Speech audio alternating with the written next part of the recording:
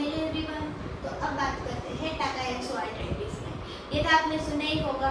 टाकायासु arthritis में एक बात आपको जो मोस्ट टाइम पे है, ये तो आपको भूलना ही नहीं है कि इसका डायग्नोसिस कैसे करेंगे और ट्रीटमेंट कैसे करेंगे।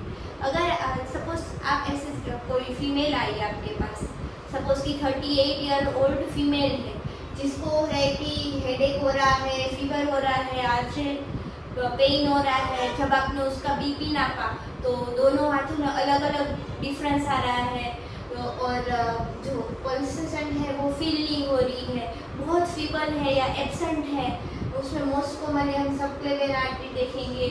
ठीक है, तो उसके हिसाब से इसका फिर डायग्नोसिस होगा, तो हम कॉमनली देखेंगे। तो इसका सस्पेशन आपका फर्स्ट डिसीज यही होगा, टाकायासु आर्थराइटिस।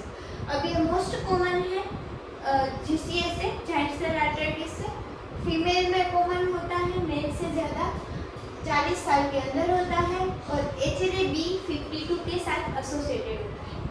मोस्ट कॉमन जो आर्टरी इन्वॉल्व होती है वो है subclavian artery follow by aorta.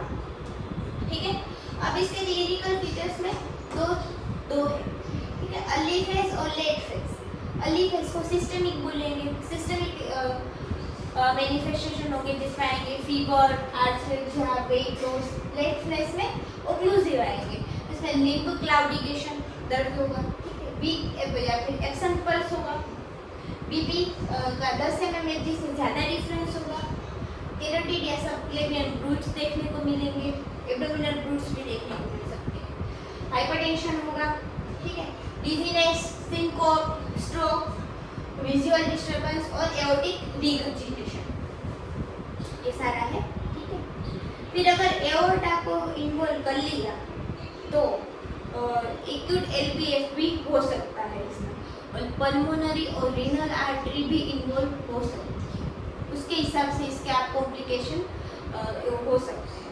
फिर डायग्नोसिस या इन्वेस्टिगेशन में इन्वेस्टिगेशन ऑफ चॉइस है कि सीटी एंजियोग्राफी या एमआर एंजियोग्राफी, और बाकी सारे जो इन्फ्लामेटरी मार्कर्स है सीआरपी, ये सारे बड़े होंगे, और कॉमन जो इन्वेस्टिगेशन हम करवाते हैं वो तो करने ही है हमें।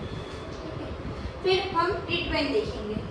ट्रीटमेंट में फर्स्ट ड्रग ऑफ चॉइस है प्रेडनिसोलोन, 0.5 to 1 mg पर kg पर डे टेपर कर सकते हैं आप। फिर स्टीरियोस्फेरिक एजेंट जैसे कि मिथोट्रेक्सेट, एजाथायोप्रिन, माइक्रोफिनल, मोफेटिन, ये देनी है इम्यूनोसप्रेशन। और बायोलॉजिकल एजेंट रिफ्रैक्टरी डिसीज में ऐड कर सकते हैं, टोसिलिजुमाब और TNF-alpha इनहिबिटर, इन्फ्लिमाब और एडागिनुमाब। ठीक है, ये ऐड कर सकते हैं। ये था टाकायासु आर्थराइटिस। ठीक है, अब इसमें याद क्या रखना है कि फीमेल में होता है, ये याद रखना है। ठीक है, ये जो इंट्रोडक्शन वाला पार्ट है वो याद रखना है आपको, और ब्लड प्रेशर वाला पार्ट। ठीक है, और इसकी इन्वेस्टिगेशन ऑफ चॉइस और ड्रग